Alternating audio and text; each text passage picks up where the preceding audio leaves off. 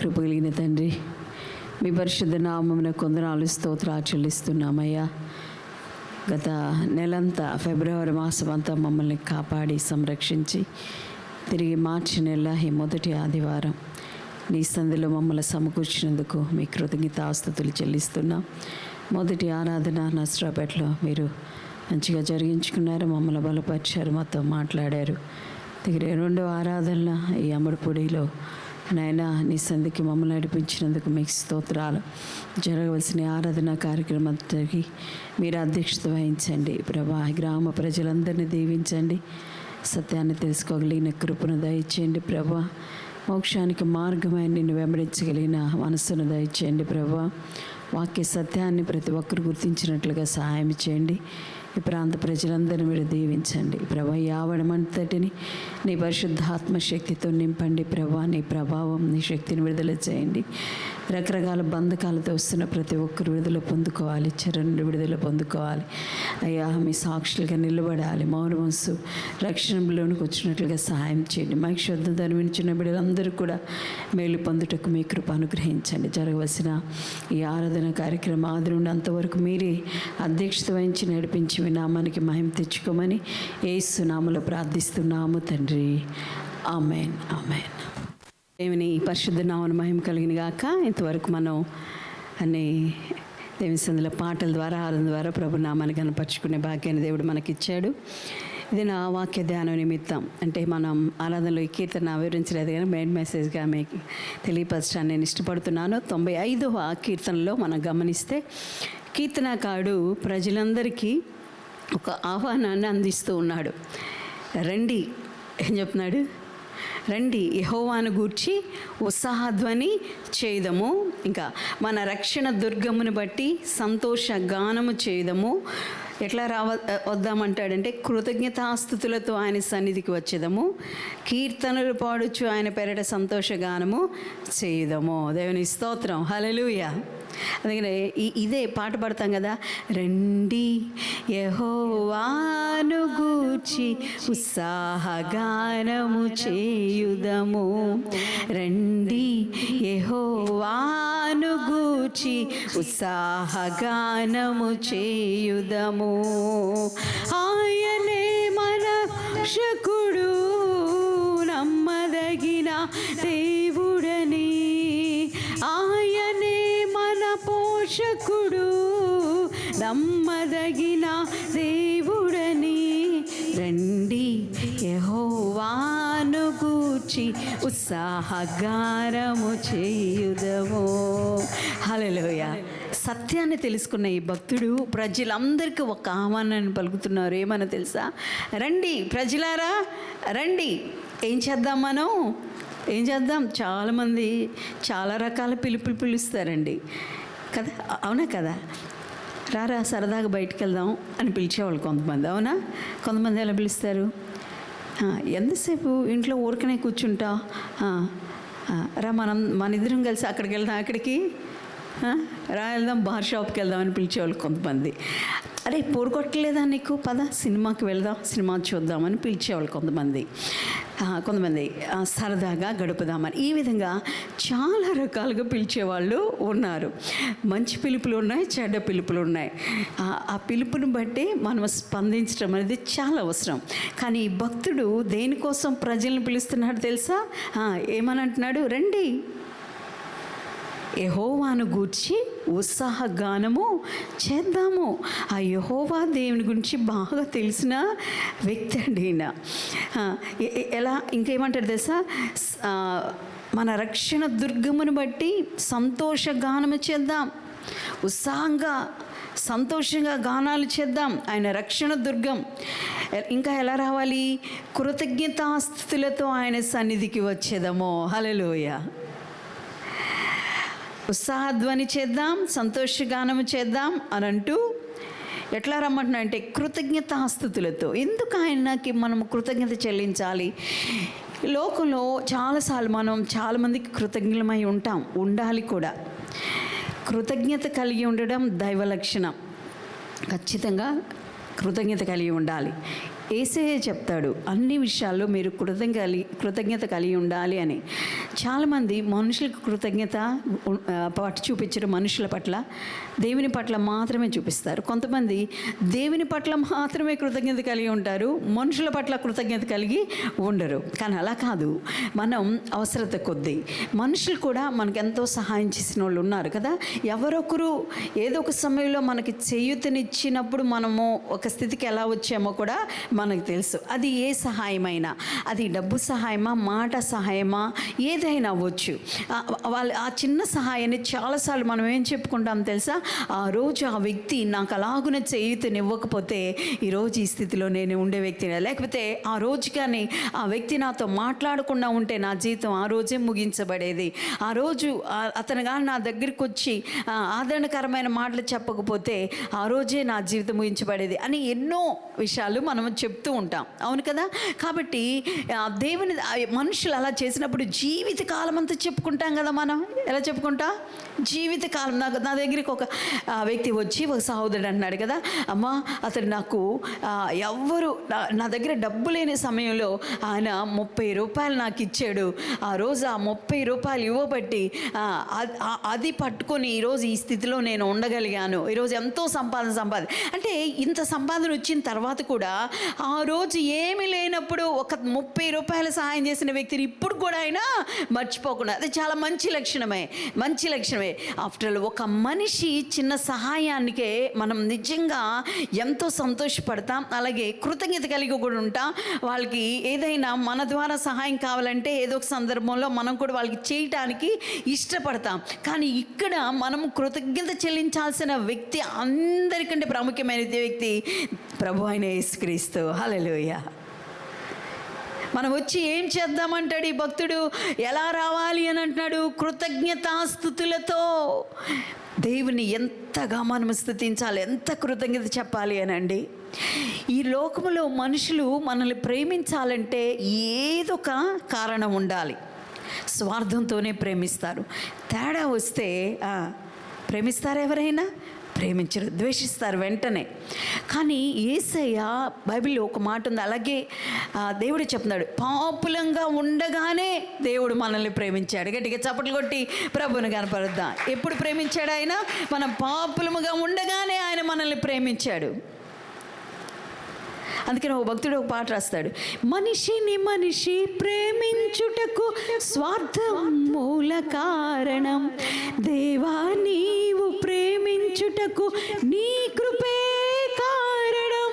మనిషిని మనిషి ప్రేమించుటకు స్వార్థం మూల కారణం, దేవా నీవు ప్రేమించుటకు నీ కృపే కారణం.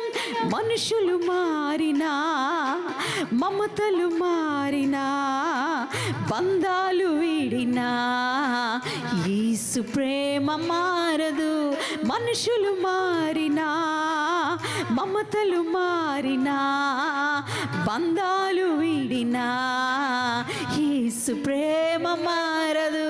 ప్రేమ ప్రేమ నా యేసు ప్రేమ, ప్రేమ ప్రేమ నా తండ్రి ప్రేమ, ప్రేమ ప్రేమ నా యేసు ప్రేమ, ప్రేమ ప్రేమ నా తండ్రి ప్రేమ.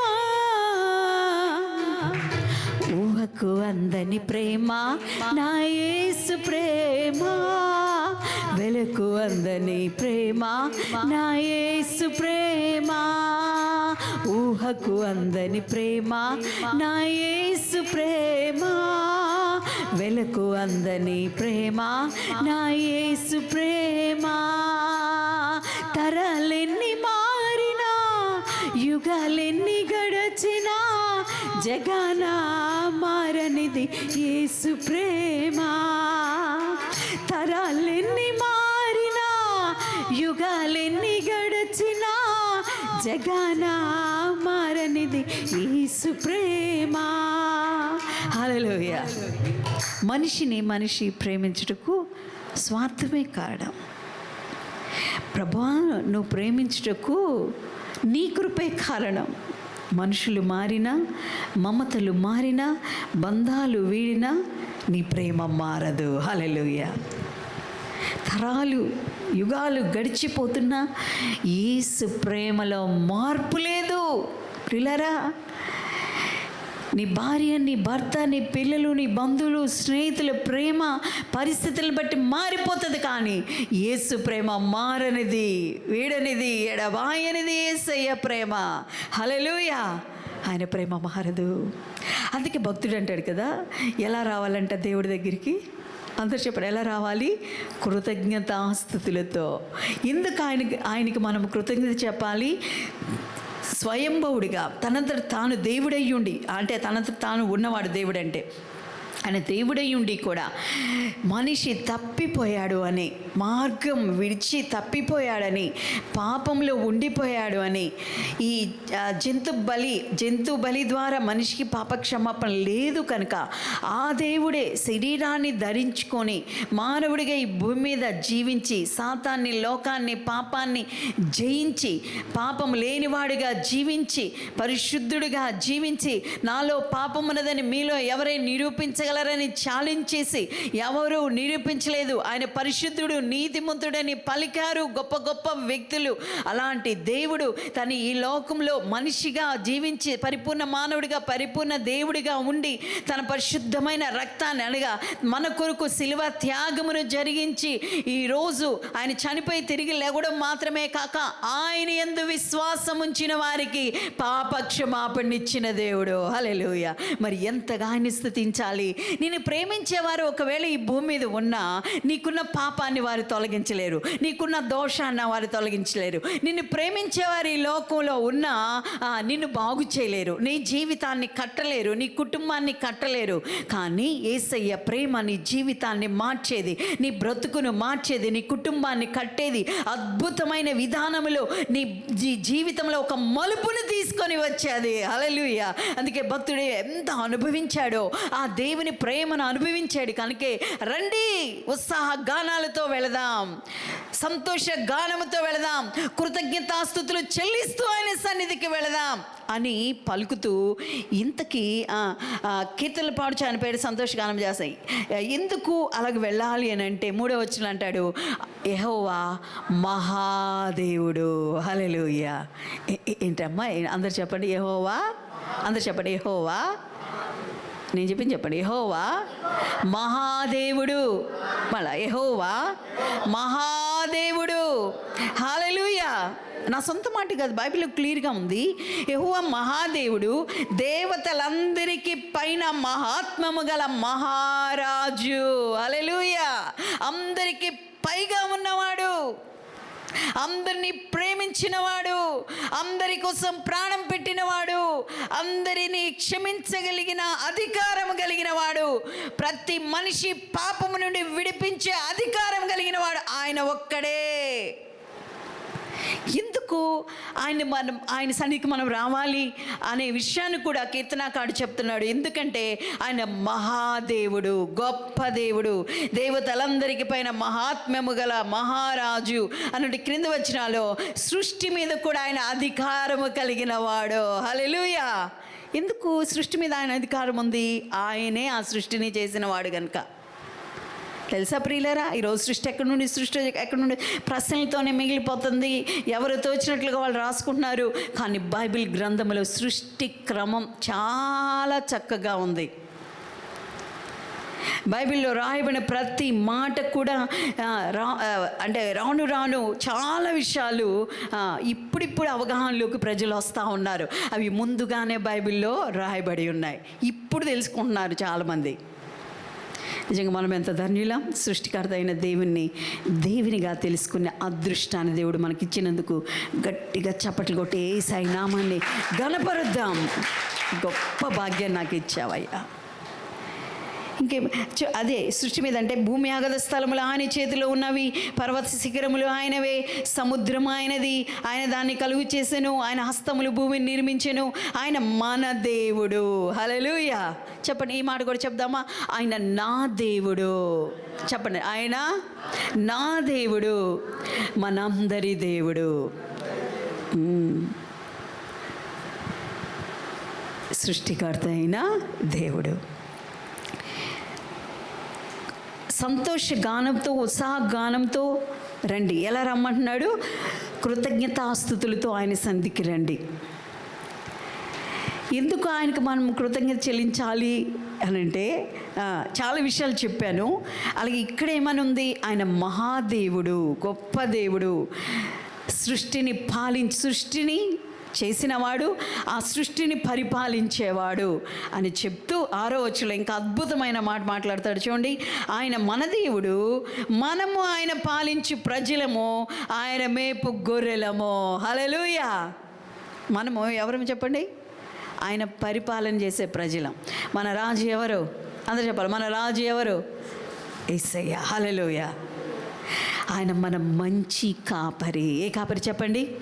చాలా రకాల. ఆయన ప్రధాన కాపరి, మంచి కాపరి, గొప్ప కాపరి అని చాలా విషయాలు మనం చూస్తాం. అవును ప్రియులారా, ఎంత మంచి కాపరో తెలుసా? మనం గాయపరచబడితే చూస్తూ ఉండలేడండి ఆయన. మనకు నొప్పి తగులుతూ ఉంటే ఆయన చూస్తూ ఉండలేడండి. ఆయన మనం ఇబ్బందుల్లో ఉంటే ఆయన అలాగే చూస్తూ ఉండలేడండి.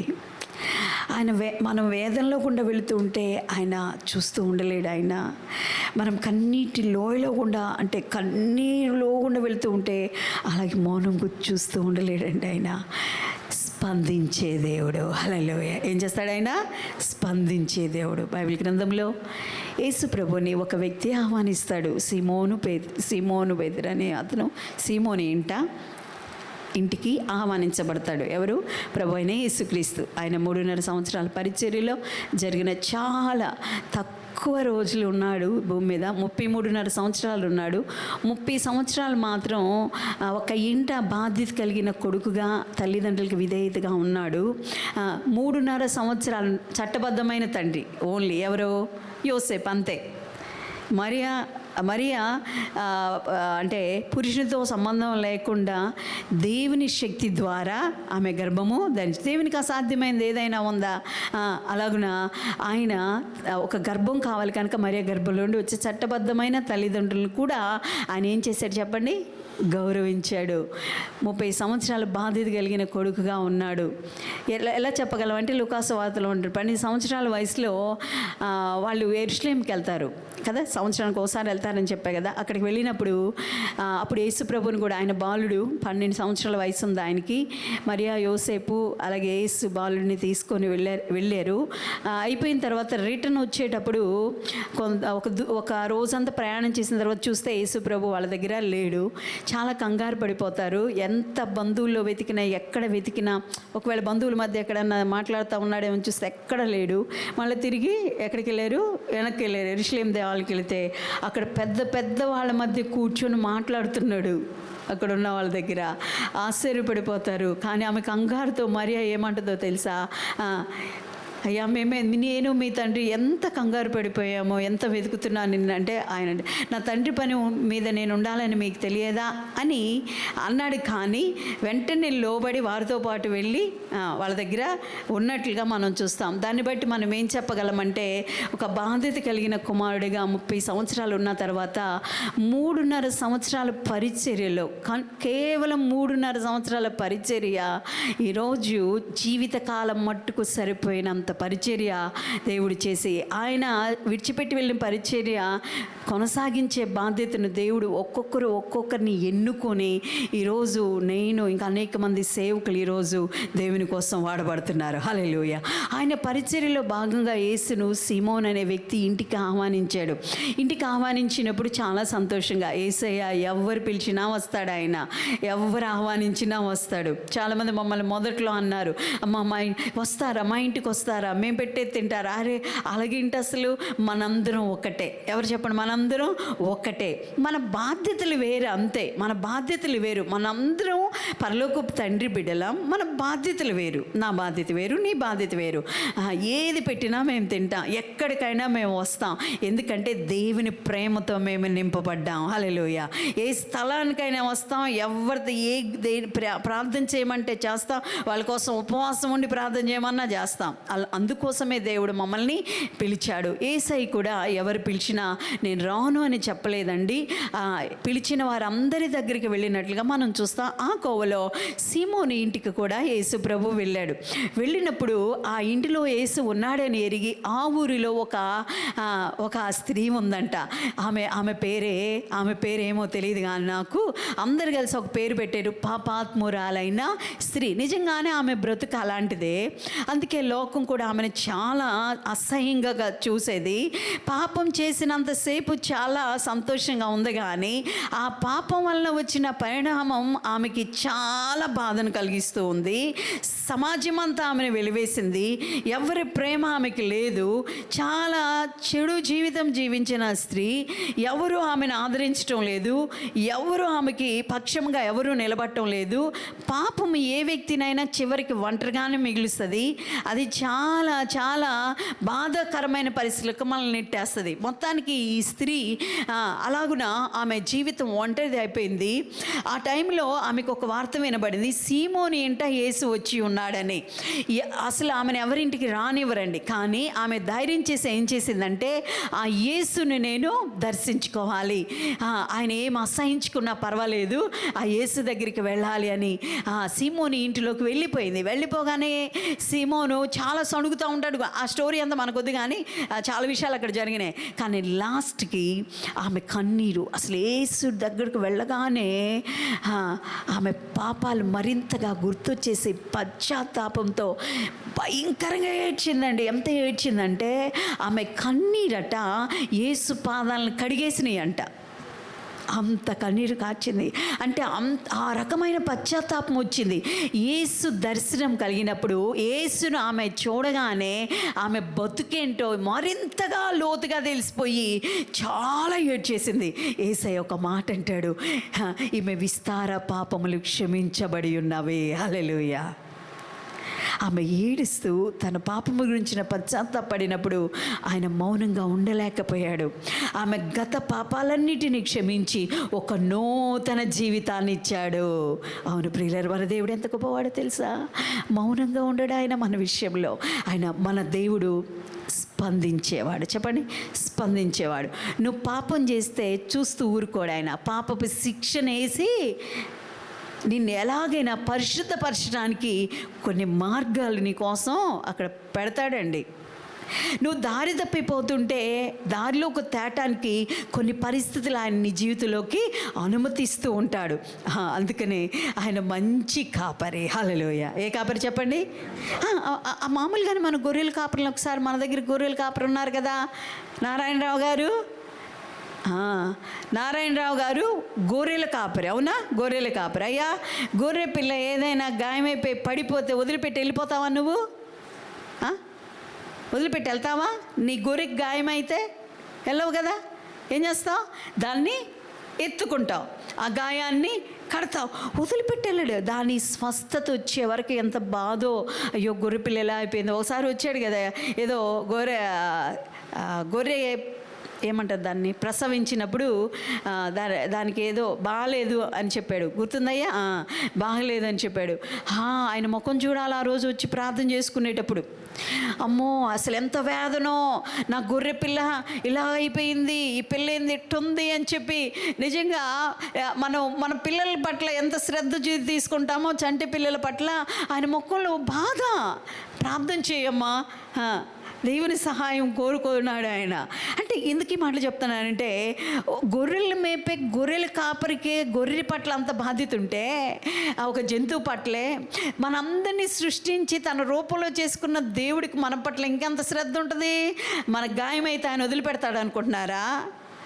మనం పడిపోతే ఆయన వదిలిపెడతాడు అనుకుంటున్నారా? మన కాళ్ళు ఇరిగిపోతే పనికిరావని వదిలేస్తారనుకోండి. మనుషులైతే ఇరిగిపోయిన దాన్ని పనికిరాదని పడేస్తారు, కానీ మన దేవుడు విరిగిపోయిన దాన్ని నిలబెట్టుకొని వాడుకునే దేవుడు. హల్లెలూయా. విరిగి నలిగిన మనసున్న ఆయనకి ఇష్టమైన బలియాగా, అంటే విరిగిపోయిన అంటే మానసికంగా విరిగిపోయిన వాళ్ళని దేవుడు ఏం చేస్తాడు? లేపుతాడు. విరిగి నలిగిన మనసుతో ఆయన ఆరాధించే వారిని దేవుడు అద్భుతంగా ఆనంద సంతోషాలతో నింపుతాడు. మన ప్రభుని ఆరాధించేటప్పుడు కూడా విరిగి నలిగిన మనసుతో ఆరాధించాలంట. అంటే మనసును కప్పిపుచ్చుకోకూడదు. ఎలా ఉన్నామో అలాగే ఆయన ఆరాధించాలి. ఏ విషయంలో నువ్వు విరిగిపోయి ఉన్నావో ఆ విషయంలో నుండే నువ్వు ఆరాధించాలి. అప్పుడు దేవుడు నీ ఆరాధనని అంగీకరించి నీ పరిస్థితులను మారుస్తాడు. హల్లెలూయా. అసలు ఎంత చక్కగా వర్ణిస్తున్నాడు అంటే కీర్తనాకారుడు ఎలా రావాలని చెప్తున్నాడు. సంతోషగానాలతో, ఉత్సాహగానాలతో, కృతజ్ఞతాస్తుతులు చెల్లిస్తూ రావాలంటాడు. ఎందుకు ఆయన కృతజ్ఞత చెల్లించాలంటున్నాడు? ఆయన మహాదేవుడు, గొప్ప దేవుడు, సృష్టి మీద అధికారం కలిగినవాడు, నీకు ఏదైనా చేయగలడు అనే ఉద్దేశం చూపిస్తూ ఇంకా ఏమంటాడు 6వ వచనంలో అద్భుతంగా, ఆయన మన దేవుడు అంటాడు. హల్లెలూయా. నా కాదు, మనందరి దేవుడు, ప్రపంచంలో ప్రతి మనిషికి ఆయన దేవుడు, ఆయన మన దేవుడు అంటూ ఇంకేమన్నాడు? ఆయన మన దేవుడు. చదవండి రా నాయన. మనము ఆయన పాలించు ప్రజలము, అంటే నా పరిపాలకుడు, మన పరిపాలకుడు ఆయన. ఆయన మేపు గొర్రెలు. మేపు అనే మాట కూడా మనం చూస్తున్నాం కదా. మేపడం అంటే ఏంటి?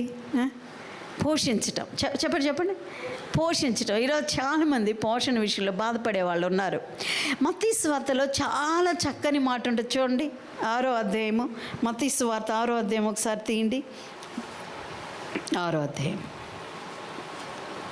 మత్తయి సువార్త 6వ అధ్యాయము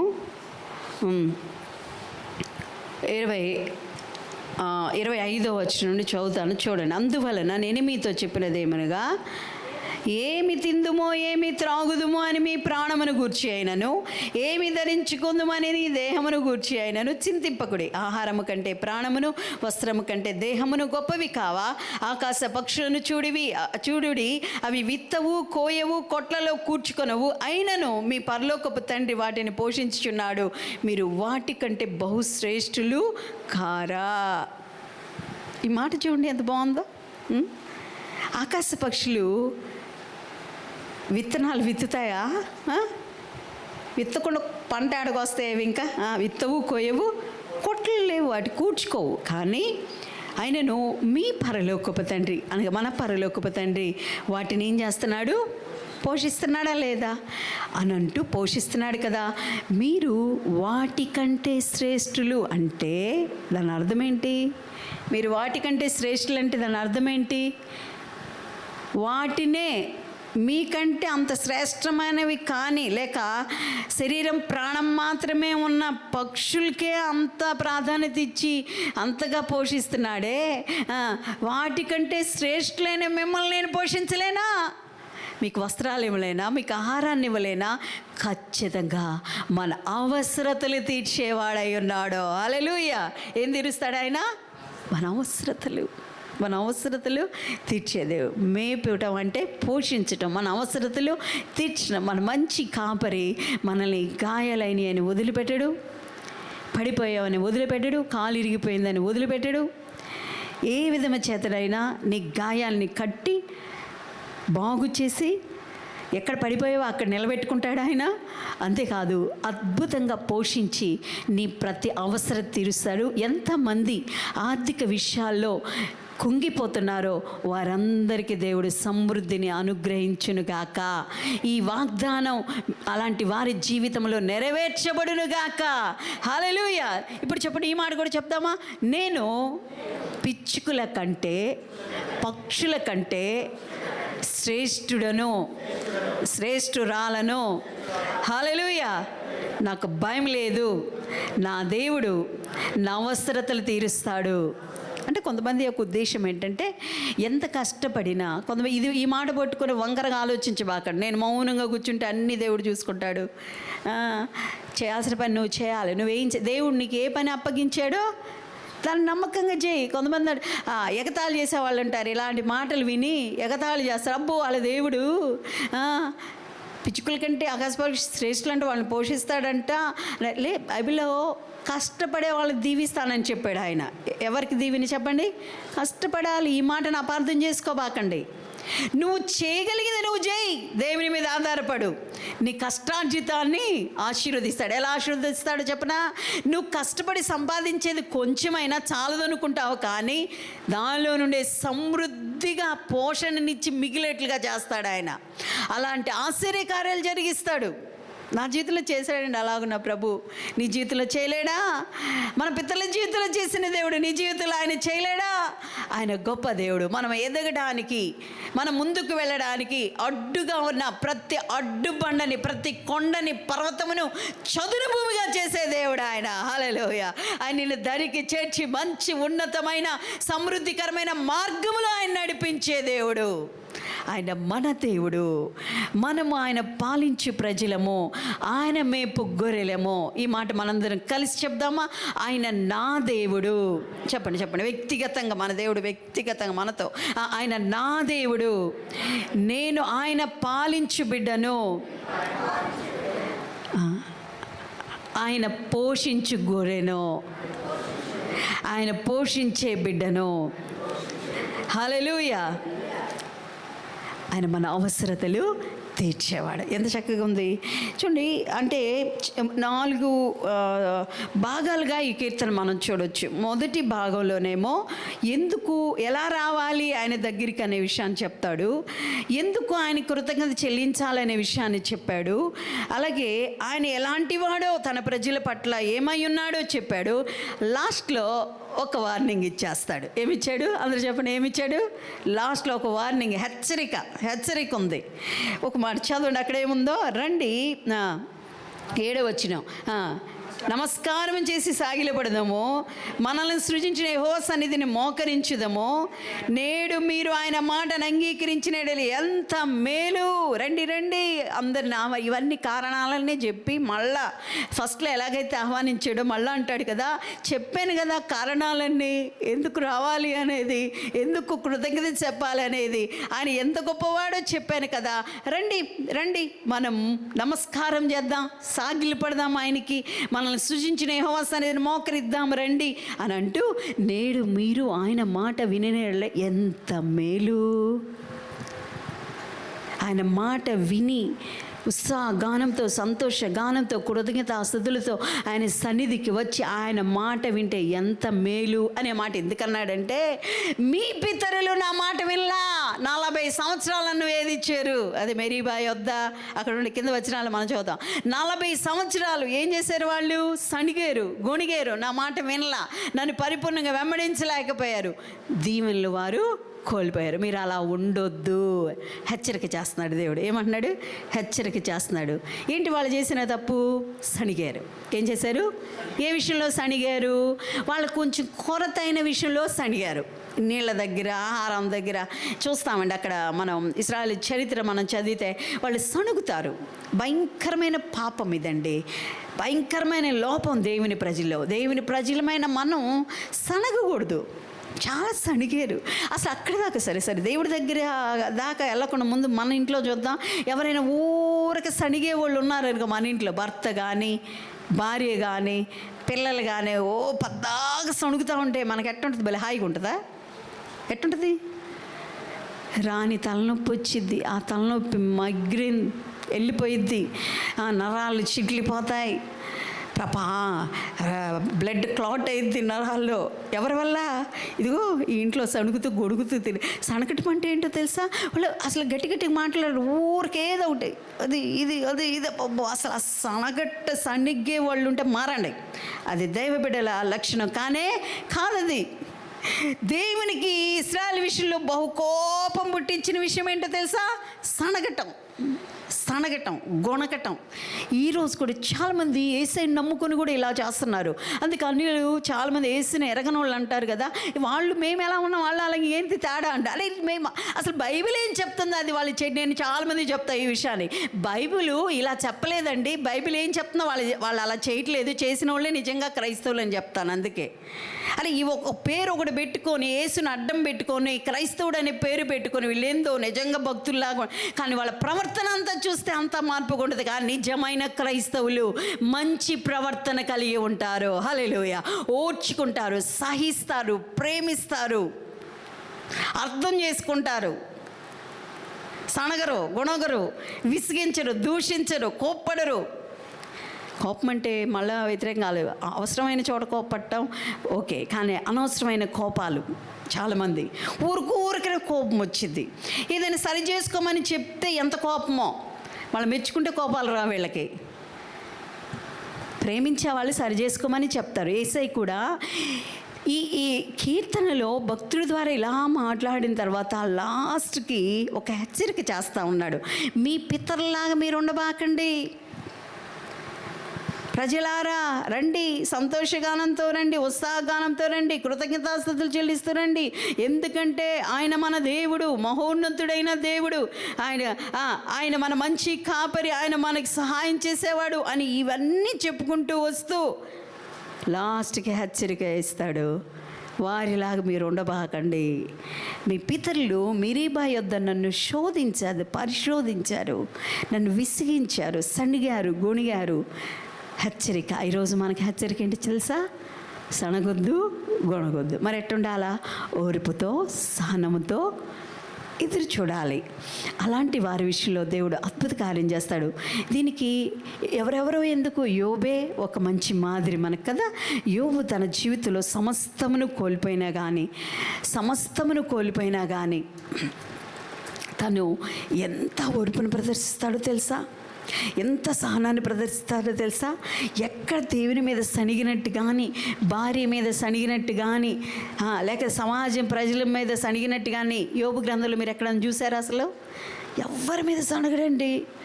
భార్య మీద సణగడు, ఎవరి మీద సణగడు, దేవుడి మీద అస్సలు. ఇంకా చెప్పాలంటే ఏమంటాడు తెలుసా? అన్నీ పోయిన తర్వాత అంటాడు, యెహోవా ఇచ్చాడు, యెహోవా తీసుకున్నాడు, ఆయనకే స్తుతి కలుగునగాక అంటాడు. అంటే ఆయన ఇస్తే నేను తీసుకున్నా, మళ్ళీ ఆయన కావాలనుకున్నాడు, తీసేసుకున్నాడు. ఇచ్చిన స్తోత్రం, తీసుకున్న స్తోత్రం. ఈ మాట దేవునికి అంత నచ్చిందంటే చివరికి వచ్చేసరికి తను ప్రదర్శించిన ఓపిక, సహనానికి ఆయన ఎంత పెద్ద బహుమతి ఇచ్చాడంటే 2 అంతలుగా ఆశీర్వాదాన్ని ఇచ్చాడట. హల్లెలూయా. నీకెందుకు రావట్లేదనేట, మన అంత ఓపిక ఉంటే కదా, నీకు అంత సహనం ఉంటే కదా అసలు మనకి ఊరకనే గలిబిలైపోతూ ఉంటాం, ఎవరో ఒకరి మీద సణుగుతూ ఉంటాం, ఎవరో ఒకరి మీద చిరుపురుమంటా ఉంటాం. ఆ ముఖం చూడాలి, కొంతమంది ముఖాలు అసలు కళే ఉండు, ముఖం నల్లగా పెట్టుకొని వస్తారు. లేదు, దేవుని బిడ్డలు ఎల్లప్పుడూ ఎలా ఉంటారు చెప్పండి? ఆనందిస్తారు. పౌలు గారు ఫిలిప్పీ పత్రికలకు మాట అంటే, ప్రభునందు ఆనందించుడి, మరలా చెప్పుచున్నాను ప్రభునందు ఆనందించుడి అంటాడు. కానీ నాకు ఆశ్చర్యం కలిగించిన విషయం ఏంటంటే, ఈ మాట చెప్పేటప్పుడు ఆయన జైల్లో ఉన్నాడు. ఎక్కడున్నాడు? జైల్లో ఉన్నవాడు ఆనందాన్ని గురించి ఎవరైనా మాట్లాడతారా అసలు? ఆయన ఆనందంగా ఉన్నాడు ప్రభువులో. ఎక్కడుండి కూడా? జైల్లో ఉండి కూడా ఆనందం. అవును, ప్రభు బిడ్డలు, యేసుని నమ్ముకున్న వాళ్ళు, యేసు యొక్క దైవత్వాన్ని గుర్తించిన వాళ్ళు, యేసుని దేవునిగా అంగీకరించిన వాళ్ళు, సత్య ప్రకారం నడుచుకునేవారు, సత్యమైన దేవుని వెంబడించేవారు ఎక్కడున్నా ఆనందంగానే ఉంటారు. ఎవరు కొట్టినా ఆనందంగానే ఉంటారు, తిడతన్నా ఆనందంగానే ఉంటారు. తిట్టే వాళ్ళకి, కొట్టే వాళ్ళకి పిచ్చెక్కిపోయిద్ది అనమాట. ఒక సహోదరిని చూసి నర్సరావుపేటలో కొంతమంది అంటే, ఈ నిజంగా ఏమైనా పిచ్చి పట్టిందా? తిడతంటే నవ్విద్దేంది, కొడతంటే నవ్విద్దేండి, అసలు ఇన్ని మాటలు అంటే నవ్వుతుంది. నవ్వుతానే అది దేవుడిచ్చిన కృప. హల్లెలూయా. ఆ నవ్వుని దేవుడు ఆశీర్వదించి ఆ ఇంటిల్లి పాదికి దేవుడు అద్భుతాన్ని చేస్తాడు. హల్లెలూయా. పౌలు గారు కూడా అంతే. సరే, ఆయన ఏమన్నా ఎక్కడైనా అంటే లోకపరంగా ఆనందంగా ఉన్నాడు అని అంటే అదేం లేదు. తను ఏదైనా ఆనందంగా ఉండి ఆ మాట చెప్తున్నాడా? ఆయన మరి జైల్లో ఎందుకు వేయబడ్డాడు అంటే అసలు ఆయన ఏ నేరం చేయలే, కేవలం సువార్త నిమిత్తం వెళ్తాడు జైలుకి. పోయిన వారం చెప్పుకున్నాం కదా పౌలు శీల గురించి. దేనికి వెళ్ళాడు జైలుకి? ఇక్కడేమో సువార్త నిమిత్తం. అప్పుడు ఎందుకు వెళ్ళాడు? ఒక అమ్మాయి జీవితాన్ని లో ఉన్న దెయ్యాన్ని వెళ్ళగొట్టినందుకు. ఈడేమో సువార్త నిమిత్తం వెళ్ళాడు అన్నమాట. సువార్త నిమిత్తం జైల్లోకి వెళ్ళి బాధపడాల్సిన వాడు ఏమంటున్నాడు? ఆయన ఆనందంగా ఉండి, ఫిలిప్పీ సంఘమా ప్రభువులో ఆనందించండి, మళ్ళా చెప్తున్నాడు ప్రభువునందు ఆనందించండి. అవును, దేవుడిచ్చే ఆనందాన్ని ఎక్కడున్నా ఎవ్వడు మనలో నుండి తీసివేయలేడు. ఏ అవమానం కూడా ఆ ఆనందాన్ని తీసేయలేదు. ఏ భయంకరమైన శ్రమలు ఆనందాన్ని మన నుండి తీసివేయలేవు. ఏ భయంకరమైన ఇబ్బందులు మనకున్న ఆనందాన్ని తొలగించలేవు. అది దేవుడిచ్చే ఆనందం. పరిస్థితులతో ముడిపడి లేదు. ఏ స్థితిలోనైనా ఆనందించగలిగిన యేసయ్య, ఆనందింపచేసే యేసయ్య మనతో ఉన్నందుకు గట్టిగా చప్పట్లు కొట్టి ప్రభుని కనపరుద్దాం. ఈరోజు ప్రియ సహోదర సహోదరి, నువ్వు ఏ పరిస్థితిలో ఉన్నావో నాకు తెలియదు. ఒకవేళ ఇదిగో పౌలు గారిలాగా జైల్లో ఉన్నావేమో, సువార్త నిమిత్తం బాధించబడుతున్నామేమో, క్రీస్తుని ఎరిగినందుకు బాధించబడుతున్నామేమో, సత్యాన్ని వెంబడిస్తున్నందుకు బాధించబడుతున్నామేమో, లేక మంచి వ్యక్తిగా జీవిస్తున్నందుకు బాధించబడుతున్నామేమో, రక్షణ మార్గంలో నడిపించబడినందుకు బాధించబడుతున్నామేమో, ఇబ్బందులు పాలైపోతున్నామేమో. భయపడబాకు, అద్భుతమైన ఆనందాన్ని నీకు స్వాతంత్రింప చేయబోతున్నాడు ఆయన. హల్లెలూయా. ఆ అనుభవంలో రావాలి మనం. పౌలు గారు అంటాడు, ప్రభునందు ఆనందించుడి. మరలా చెప్పుచున్నాను, ప్రభునందు ఆనందించుడి. కానీ ఇశ్రాయేలు ప్రజలు అలా చేయలేదు. వాళ్ళ కొరత వచ్చినప్పుడు ఏం చేశారంట? సణిగారంట, గొణిగారట, దేవుని కోపం పుట్టించారు, దేవుని ఇబ్బంది పెట్టారు వాళ్ళు, ఒక రకంగా చెప్పాలంటే. అయినా దేవుడు వారిని వదిలిపెట్టలేదు. ప్రియులారా, ఎంత ప్రేమ కలిగిన దేవుడు ఆయన. కాకపోతే ఈరోజు మనకు హెచ్చరిక చేస్తున్నారు, వాళ్ళ వల్లే మీరు ఉండొద్దు, వారి వల్ల మీరు ఉండొద్దు. మన హృదయాన్ని యేసయ్యకి సమర్పించుకుందాం. అవును ప్రభువా, నువ్వు మహాదేవుడు, గొప్ప దేవుడివి, సృష్టి మీద అధికారం కలిగిన దేవుడు, మమ్మల్ని పోషించే దేవుడు, మమ్మల్ని పరిపాలన చేస్తున్న దేవుడు, దుఃఖంలో కూడా సంతోషాన్ని ఇచ్చే దేవుడు, కష్టాల్లో కూడా ఆనందాన్ని ఇచ్చే దేవుడు, అవమానాల్లో నిందల్లో కూడా ఘనతనిచ్చే దేవుడు. ఇంత గొప్ప దేవుని కోసం అయ్యా మేము నిలబడాలి. కానీ చిన్న కొరత వచ్చిందని ఇశ్రాయేలు వలె సణిగే వారంగా మేము ఉండకూడదు. ఎన్ని కొరతలు వచ్చినా సనగక గొణగక నీ పట్ల కృతజ్ఞత కలిగి పౌలు గారు చెప్పినట్లుగా నీలో ఎల్లప్పుడూ ఆనందించే అదృష్టం, భాగ్యం, అలాంటి మనసు మాకివ్వు. ఈ హెచ్చరికకి మేము లోబడుతున్నామయ్యా, మేము సనగమయ్యా, మేము గొణగమయ్యా, నీలోనే మేము ఆనందిస్తాం అని ప్రభుత్వం చెప్దాం. అందరం లేచి నిలబడదాం, ప్రార్థన చేసుకుందాం. అందరం లేచి నిలబడదాం. హల్లెలూయా. అందరూ లేచి నిలబడి మన హృదయాలు తెరిచి, యేసయ్యా ఈరోజు నువ్వు మాట్లాడిన ప్రతి మాటను బట్టి వందనాలు. కీర్తనకారుడు అందరిని ఆహ్వానిస్తున్నాడు, రండి సంతోష గానం చేస్తూ, ఉత్సాహ గానం చేస్తూ రండి, కృతజ్ఞతాస్తులతో ఆయన సన్నిధికి రండి. ఎందుకు రావాలి కూడా చెప్తున్నాడా, ఎందుకు కృతజ్ఞత చెప్పాలి కూడా ఎంతో స్పష్టంగా చెప్పాడు. లాస్ట్కి ఒక హెచ్చరికను జారీ చేస్తాడు. ప్రభువా, మేము చాలాసార్లు కృతజ్ఞత కలిగి ఉంటున్నాం, నిన్ను ఆరాధిస్తున్నా, నిన్ను స్తుతిస్తున్నా, నిన్ను ఘనపరుస్తున్నా, నీ మందిరానికి వస్తున్నా, నువ్వు దేవుడు అని తెలుసుకుంటున్నావు. కానీ ఒక కొరత రాగానే సణిగే గుణేగ వారంగా ఉంటున్నాం. అలా ఉండొద్దని ఈరోజు నాకు హెచ్చరిక చేసినందుకు వందనాలు. పౌలు గారు చెప్పినట్లుగా ఏ పరిస్థితిలోనైనా అయ్యా నీలో ఆనందించే వ్యక్తిగా నేను ఉండాలి. చెప్దామా యేసయ్యకి మన నోరు తెచ్చి, అయ్యా నేను ఇశ్రాయేలీల వలె అలాగున సణుగుతూ గొడుకుడు ఉండే వ్యక్తిగా కాకుండా, నేను ఏ స్థితిలో ఉన్నా, లాభం వచ్చినా నష్టం వచ్చినా, దుఃఖమైనా సంతోషమైనా, వేదనైనా బాధ అయినా, లేక దేవ ఆరోగ్యం ఉన్నా ఆరోగ్యం లేకపోయినా, అవమానం వచ్చినా, నిందలు వచ్చినా, ఘనత వచ్చినా, ఏది వచ్చినా ఎల్లప్పుడూ నీలో నేను ఆనందిస్తూ కృతజ్ఞత కలిగి జీవించే కృపనివ్వండి. ఏ విషయంలో నేను సనగకూడదు ప్రభా. చాలాసార్లు సంతోషంగా ఉన్నప్పుడు కొంతమంది బాగుంటున్నారు, దుఃఖం వచ్చినప్పుడు సణుగుటం, అది కాదండి దేవుని బిడ్డల లక్షణం. మనం అన్ని సందర్భాల్లో, అన్ని పరిస్థితులలో, దుఃఖమైనా, అది వేదనైనా, అది అవమానమైనా, అది నిందైనా, అది నష్టమైనా, అవి శ్రమలైనా, కష్టాలైనా దేవునిలో ఆనందించడం మనం నేర్చుకుందాం. దేవుని కృతజ్ఞత చెప్పడం మనం నేర్చుకుందాం. యోబు అలాగే చేశాడు, దేవుని కోసం నిలబడ్డాడు, ఓర్పును సహనాన్ని ప్రదర్శించాడు. చివరికి దేవుని నుండి అద్భుతమైన ఆశీర్వాదాన్ని, రెండంతల దీవెన పొందుకొని పోగొట్టుకున్న 10 మంది పిల్లల్ని మళ్ళా దేవుడు వాళ్ళకి ఇచ్చినట్లుగా మనం చూస్తూ ఉన్నాం. అవును ప్రియులరా, నువ్వు నేను మనందరం కూడా ఈ వాక్యాన్ని బట్టి, ఈ హెచ్చరికలు లోబడి, ఓర్పు కలిగి, సహనము కలిగి మనం ఉండగలిగినట్లయితే, మనం ఏదైతే పోగొట్టుకున్నామో, ఏ ఘనతనైతే పోగొట్టుకున్నామో, ఏ గొప్పతనాన్ని అయితే పోగొట్టుకున్నామో, ఏ ఏ వస్తువు రూపినా, లేకపోతే మనసు సంబంధించిందైనా, ఆత్మ సంబంధించిందైనా, దేన్నైతే మనకు ఉపయోగకరమైన వాటిని, సంతోషకరమైన వాటిని పోగొట్టుకున్నామో, వాటన్నిటిని ఆయన తిరిగి ఇవ్వబోతున్నాడు. అయ్యా నేను లోబడతానయ్యా నీ హెచ్చరికకి. చెప్దామా ఈ మాట, నేను లోబడతానయ్యా నువ్వు చేసిన హెచ్చరికలకి. దేవ ఎంత మంచి మాటలు పలికావు నాయనా. అయ్యా నేను నీ మాట వింటానయ్యా, ఇంకన్నడు నేను సనగనయ్యా, గొణగనయ్యా, అన్ని పరిస్థితుల్లో నీకు కృతజ్ఞత కలిగి జీవిస్తానయ్యా, నిన్ను స్తుతిస్తానయ్యా, నిన్ను ఘనపరుస్తానయ్యా, నిన్ను కొనియాడుతాను ప్రభా, నీ యందు విశ్వాసం ఉంచుతాను వెంబడిస్తాను ప్రభా, సృష్టి మీద అధికారము కలిగిన నిన్నే వెంబడిస్తాను ప్రభా అని ఒకసారి మనల్ని మనం యేసయ్యకి సమర్పించుకొని ఆయన సన్నిధిలో ప్రార్థన చేద్దాం. అలా అందరూ మనసులో ప్రార్థిస్తూ ఉండగా నేను కూడా మీ అందరి కోసం ప్రార్థన చేయబోతున్నాను. ముగింపు ప్రార్థన చేసుకుందాం.